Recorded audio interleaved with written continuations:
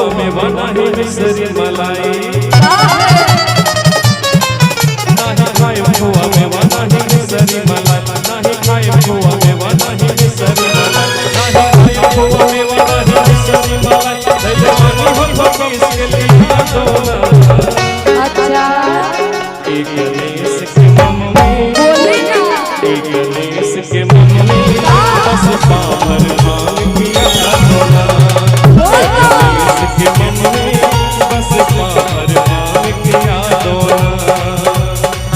लाल भंगिया बधेर पितर पितर चला ले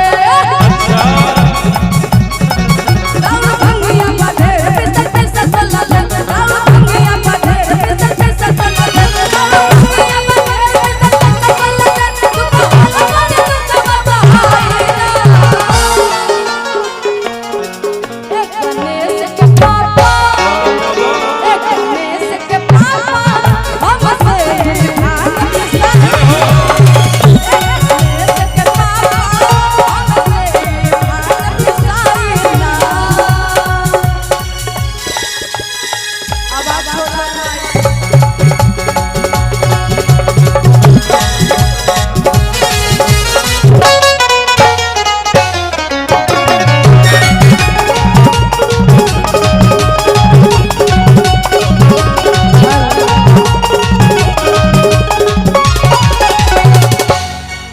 नहीं खाए खोआ मलाई मिसरी नहीं जितवा से भंगिया के स्वाद बिसरी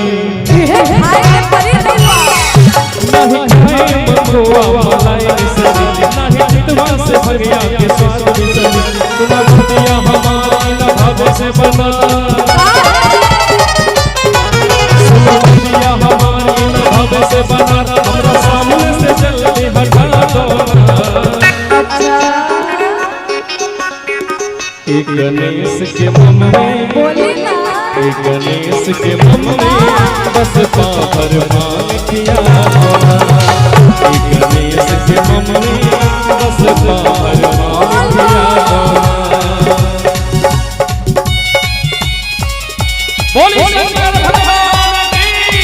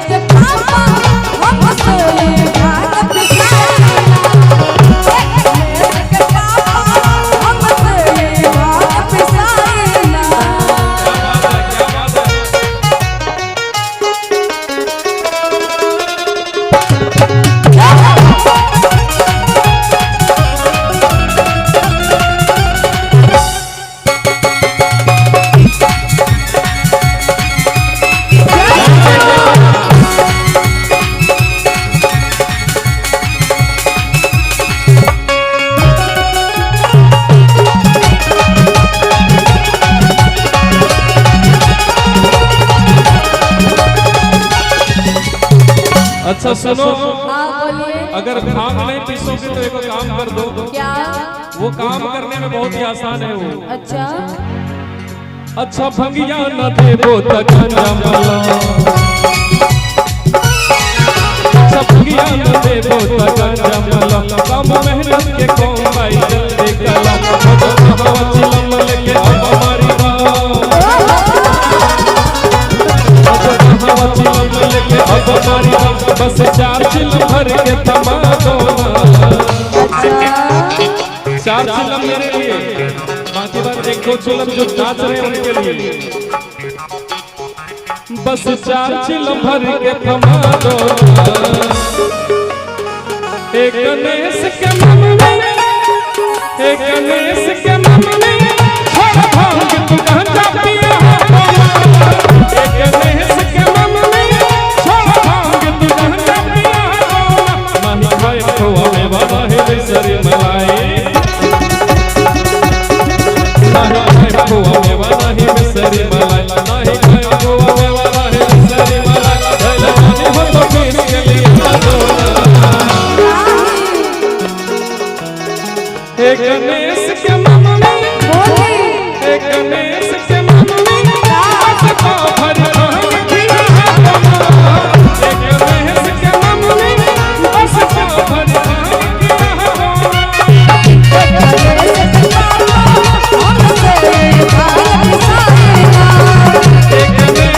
मन में आसपा भर भांग पिया हो।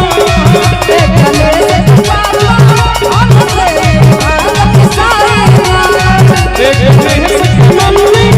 आसपा भर भांग पिया हो।